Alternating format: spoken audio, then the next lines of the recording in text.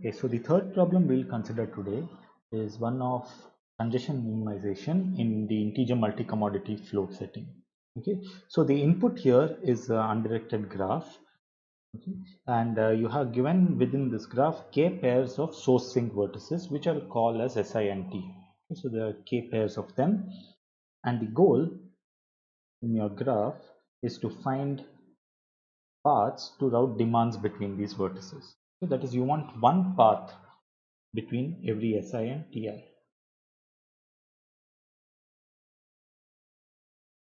Okay.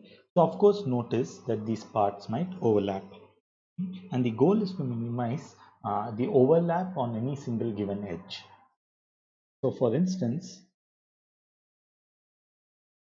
you have S1, T1, S2 and T2, and the two paths for this share a common edge, and you also have an alternative path that does not use this edge. You should prefer edge disjoint paths as much as possible. Okay. So now the number of paths using any single edge is, so suppose you fix an edge E, this quantity is called the congestion on that particular edge.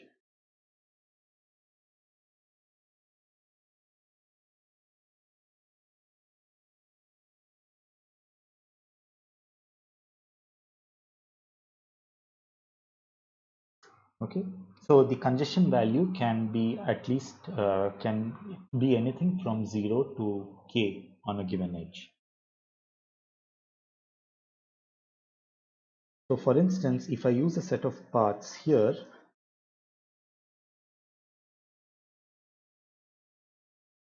okay, then the edge in between has got congestion 2, the other edges all have congestion 1. Okay, and this particular edge has got congestion 0. Okay, under this particular choice of paths. Whereas if I choose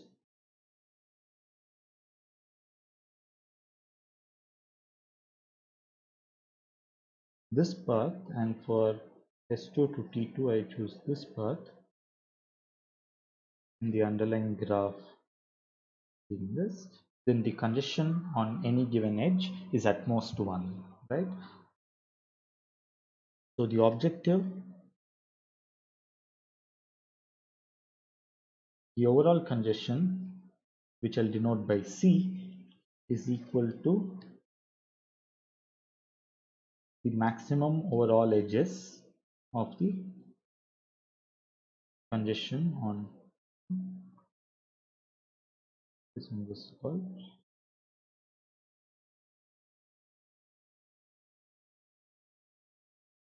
Okay, so I hope this is clear. In this case, the congestion of this particular choice of paths is 2, whereas if you route it using disjoint paths, the congestion is equal to 1.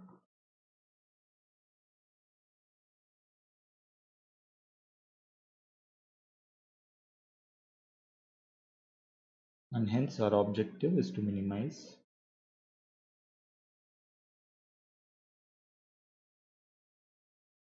C.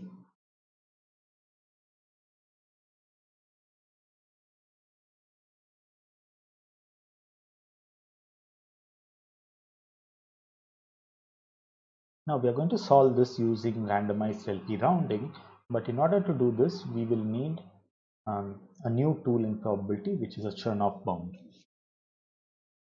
So I'll introduce the bound as and when it is required. To start with, let us write down a valid LP relaxation for this problem. In order to introduce the LP relaxation, I'll need some notation, which I'm going to define as follows. So I'm going to write a calligraphic PI as the set of all simple paths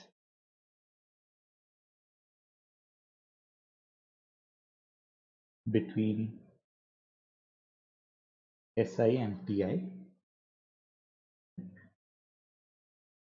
and I'm going to use P for paths in general. We are going to write an LP .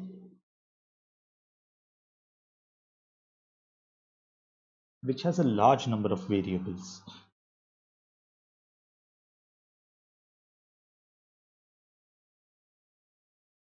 So xp is going to be a variable for every path small p in pi for all I. Okay, or rather I should write this as the union of I in 1 to k of pi. So you have a path which can be considered if it is a path between any Si and any Ti. For every such path that can be a candidate that is chosen in our final solution, you introduce a variable xp. Clearly, the number of variables is very large.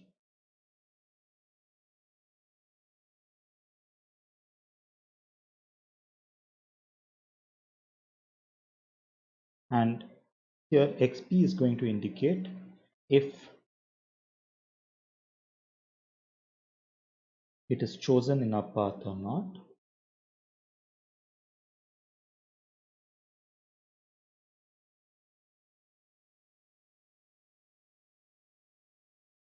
And 0 not. Okay. So let's write down an LP using these variables, even though it doesn't seem like we can solve this in polynomial time. The main constraint is that for every Si and Ti, we need to choose some. Okay. So the objective is a minimization, and I'm going to write the objective in some time such that the obvious constraint is for each I in 1 to k, we have summation xp is equal to 1 for p in pi. That is, you choose at least one of the simple paths for every SI-TI pair. Now, the other one is going to be obvious. We are going to introduce another variable W, which is going to be our congestion. And what we want is that the maximum congestion is bounded. So for every edge, we have a certain congestion. Let me call, and so that congestion can be denoted in terms of the paths chosen as the sum over all the paths that are chosen, such that the edge E is in our path.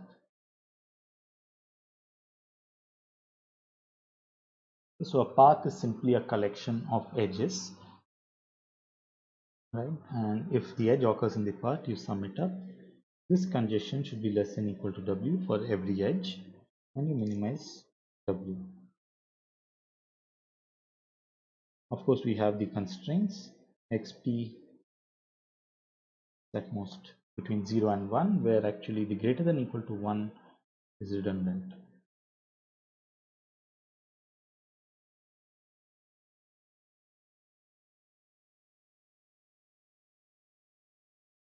Okay, so the LP I hope is clear. It has, as I said, possibly an exponential number of variables.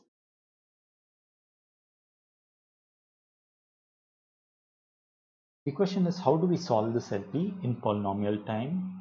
Is it even possible, and if yes, how? Notice that recall that our ellipsoid method dealt with LPs which had an exponential number of constraints but a polynomial number of variables. For those LPs, using a separation oracle, we could solve them. That is not applicable over here. So how one does this is, we'll write an equivalent LP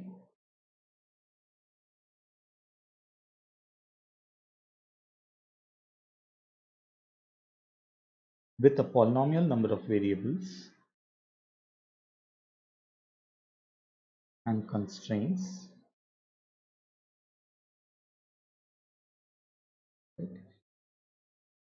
And what do I mean by an equivalent LP? It means that solving that LP is going to be equivalent to solving this in some sense. So I'm going to call this as LP1, And although LP1 is what we are interested in, we are going to solve some LP2 and port the solution to LP1. I'm going to leave this for the end of the lecture.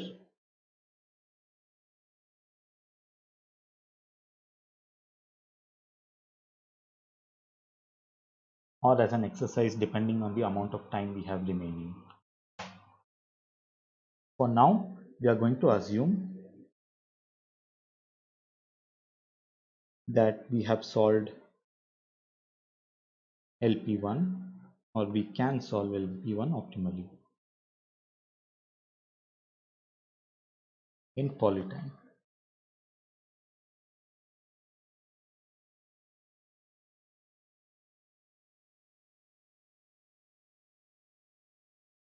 Okay, so here's LP1 which we had written down on the previous board. Now the algorithm is going to be a natural one. So you solve the LP and get the optimal solution, which I'll call as X star and objective value W star, right? Now pick some I,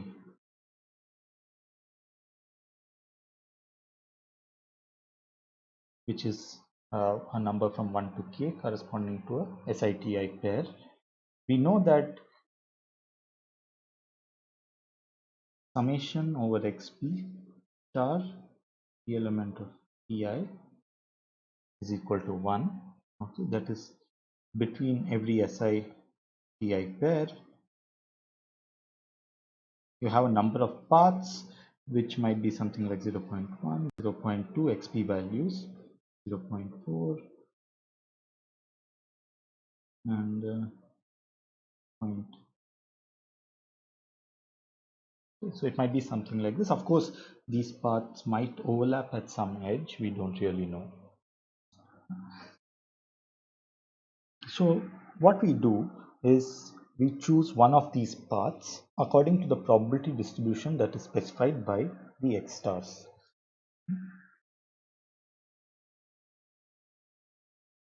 So because the numbers, the fractional path values of paths between Si and Ti sum to 1, we can think of that as a distribution from which we choose.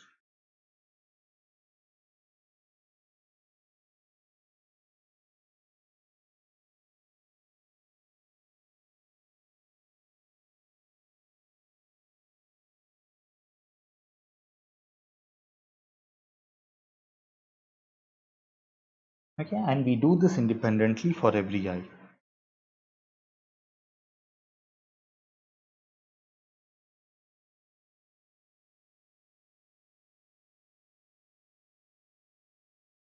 So at the end of this procedure, we have chosen a set of paths, one for every I.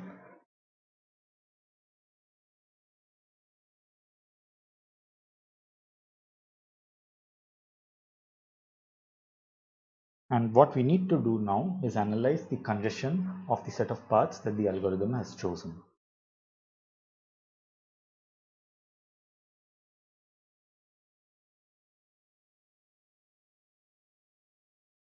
So of course, since the set of paths are random, we will have a random congestion for every edge. And to measure the congestion on any given edge, we introduce new random variables.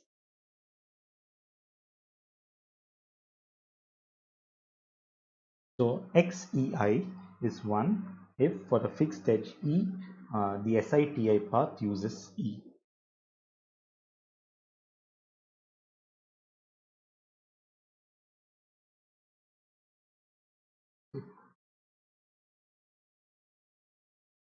And 0 otherwise. So for every edge G, we have k such variables, each denoting whether the SITI path chosen use this edge or not. So in terms of the XEIs, the congestion on edge E or the number of paths using E is going to be denoted by the random variable YE, and this by definition is just the sum of the XE, right?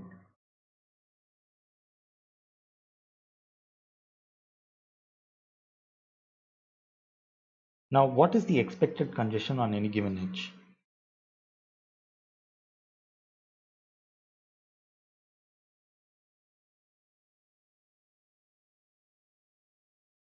It is basically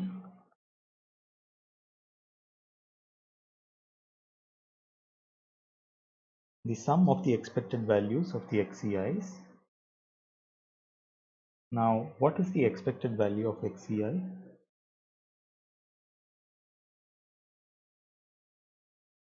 Well, XCI is 1 when you have the paths in PI which use E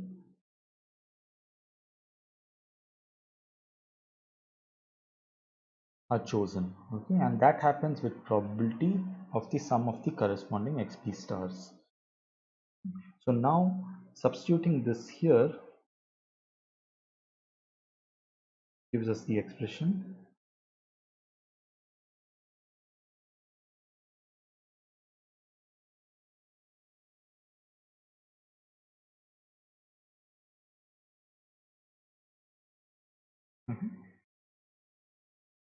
and now all this gives us is summation over all P such that E is in the path of XP stars which is less than equal to W star, and here we use the fact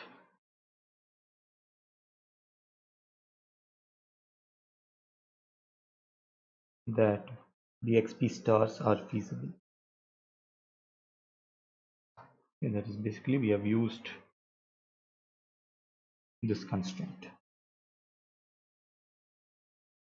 So this is great. What we have is that the expected value of the congestion on any edge is at most the LP optimal value. This might be actually too good to be true, in fact, because while it may happen that the expected value on any given edge is less than equal to W star, what we wanted is that the maximum congestion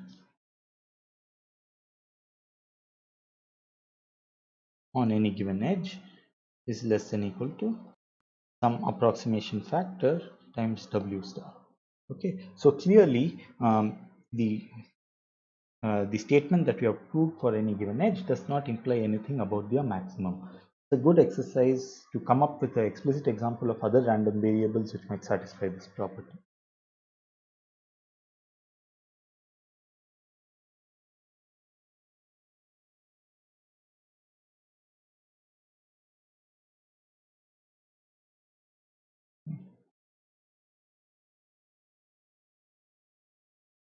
Not imply that it's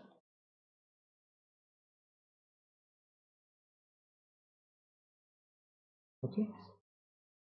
So now we'll go ahead and see how we can actually bound the maximum congestion on any given edge. So what we'll show is slightly different statement, not in terms of expectation, but back in terms of probability as we had defined randomized algorithms at the beginning. We'll show that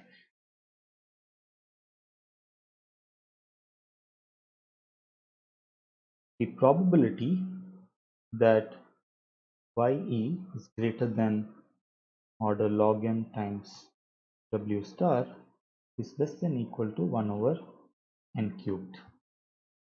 Okay. And of course this n cubed can be made say 1 over n raised to some constant c. Okay, any constant is fine, the constant will turn up in the order here implicitly. Okay, so once we show this, this implies that probability that there exists an edge E such that ye is greater than order log n times w star is less than equal to, by the union bound, mod e by n cubed, and the number of edges is at most n squared, so this becomes less than equal to 1 over n. This is by union bound.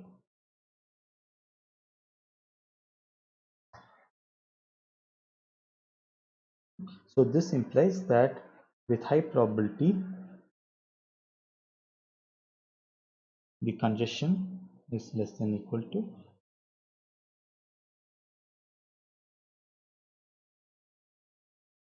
log n times opt. Now a slightly subtle point here is that we will not show that y is greater than order log n times w star with high probability in all cases, although that will be the technically interesting case to handle. We're actually going to show a comparison to opt.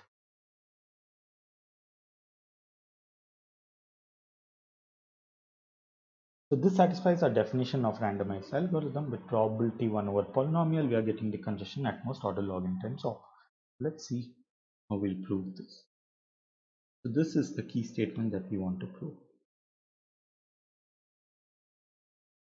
That is, the bad event of the congestion being large is bounded.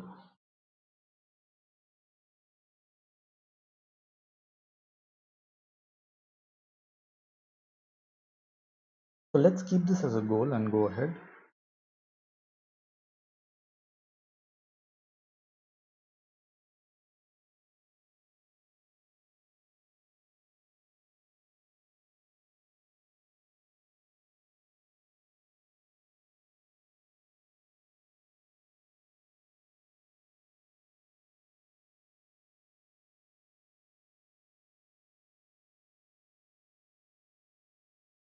We'll start with the case.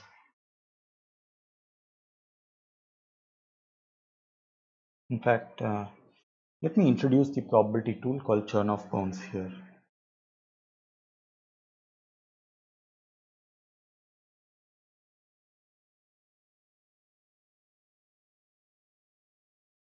So Chernoff bounds basically concern themselves with n coin tosses. Okay, so I've written it down here. If you have n coin tosses, like n random variables denoting coin tosses, which are independent, of course, every single xi might be 1 with a different probability than the other xi. So the probability that xi is equal to 1 is pi, which means that the expected value of xi is indeed equal to pi. So coin xi. So now suppose you look at the number of total heads that come up when you toss all of these coins. Let us denote that random variable by x, which is the sum of all the xi's. Now what is the expected value of x, which is the number of heads, which is the expected number of heads that you want to see when all the n coins are tossed? Well, exactly by linearity of expectation, it is equal to summation I equal to 1 to n of the pi's. So let us call this quantity mu. Right? Now what Chernoff bounds give is the probability that the number of heads that you see deviates significantly from the expected number. For instance, the probability that the number of heads x is greater than or equal to some 1 plus delta times the expected number of heads, it turns out is bounded by exponential n minus mu delta squared by 3. So here's your expectation mu. The probability that you see a lot more than mu heads actually decreases down quite fast. Similarly, the other side too. Now there's a delta here for slightly technical reasons. All of these bounds follow from a more general version of the bound, but we are just stating the versions of the bound that will be useful to us. Okay, so both of these are valid for delta between 0 and 1. Now you might ask, what is the probability that it deviates by very large factors? So this kind of the bounds 1 and 2 that are written are used to compute probabilities that the number of heads that you see deviates from the expectation by some factor, say 1.1 or something, 1.1 times the expectation. If you have really large deviations, then we have a slightly different formula.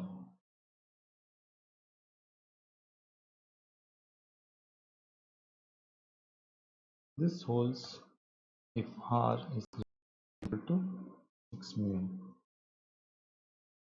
Okay. So let us quickly see these bounds in action on a simple example. Suppose you have n independent coin tosses with all pi is equal to half. that is each one is an unbiased coin, then how many heads do you expect to see?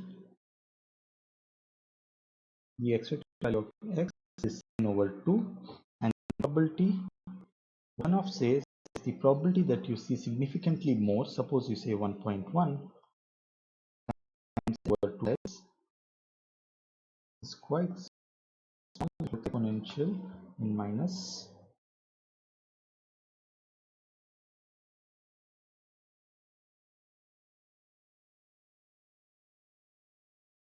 6.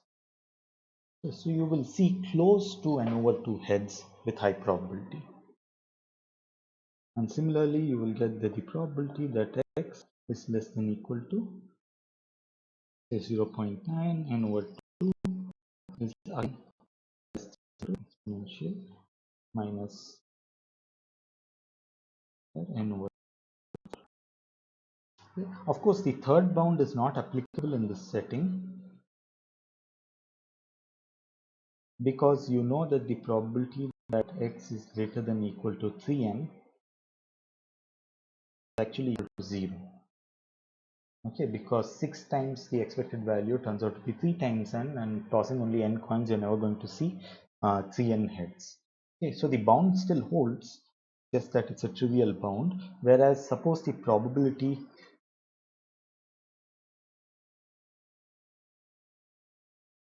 of every coin say less than 1 over 10 or so, then this particular bound would turn into action. Okay, and you would still get an exponential in n decrease of seeing anything much more than the expected value. So the key point here is these exponentials in n, the number of tosses. So you can figure out these values for say n equal to 100, for n equal to 1000, and you will get to see the kind of deviations that you think of it as, look at the heads versus the probability drops around 5 to 10 more minutes in order to reach our final bound. Sorry, the lecture is going a little over time, but I kind of warned you about this. Okay, so I don't mind if some of you drop off if needed. You can always come back to the video that will be posted. So now, how do we use the Chernoff bounds? Well, we use it on any single edge. Ye is the summation 1 to k of x. The expected value of ye equal to w. I claim that the xei's are in hi.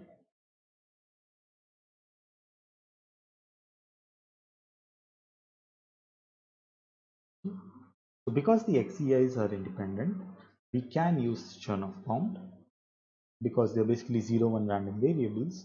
So we'll divide it into two cases. In fact, case 1, the star is greater than equal to 1. Notice that W star might be much less than 1 simply because you allowed fractional parts.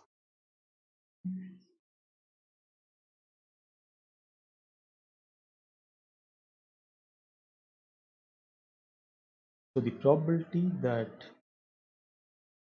y is larger than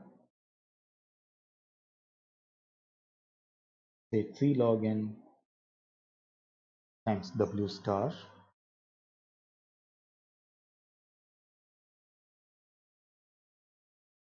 is less than equal to the probability. Well, which form of Chernoff do we use? I claim that 3 log n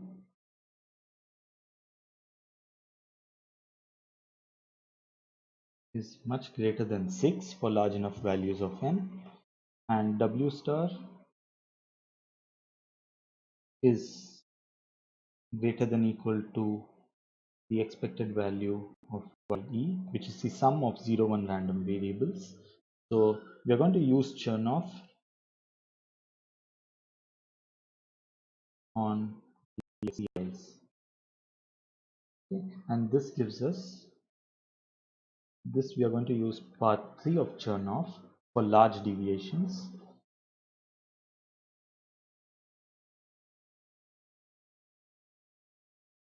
To give us that this is exponentially small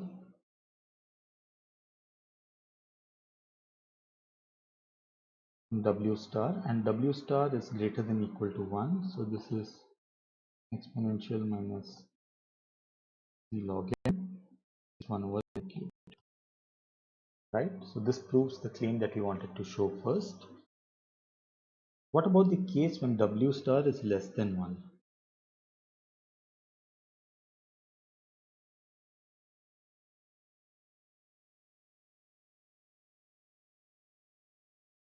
So W star in some cases can be as small as 1 over n.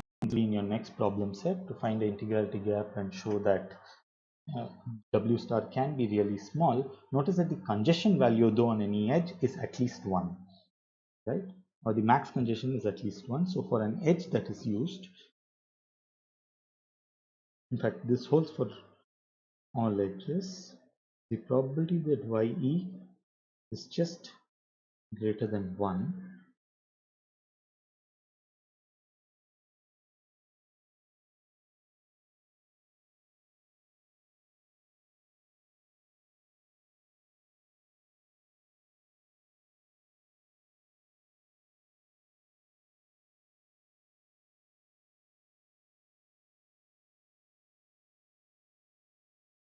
now.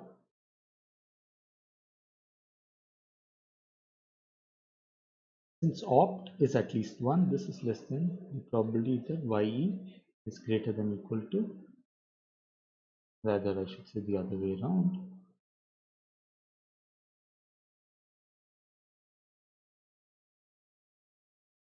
Y is the probability that Y is greater than equal to 3 log n opt is less than equal to the probability that YE is greater than equal to 3 log n times 1, and this is because opt is at least 1, right?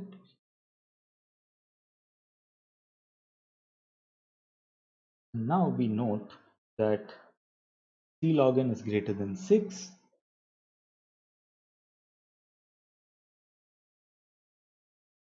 and this is less than equal to 2 raised to minus log n less than equal to 1 over n cubed. Okay, so here again I've used the third form of the Chernoff bound.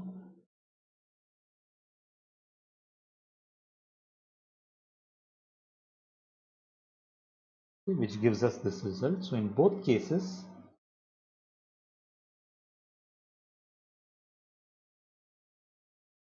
probability that congestion on the edge is greater than equal to 3 log n, because W star is at most opt, at most 1 over n cubed. So we can use union bound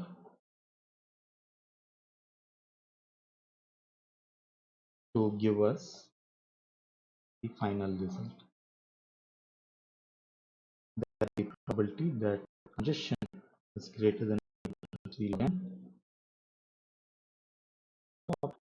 over n. Okay, and as I said, by changing the 3 over here, we can increase the probability that you have low congestion. So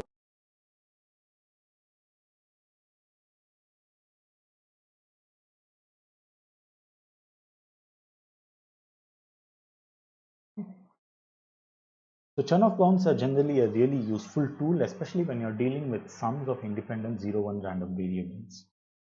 And that's what we have used in bounding this. You can actually improve this factor to something like log n divided by log n by using more defined form of Chernoffs, including the first and second parts.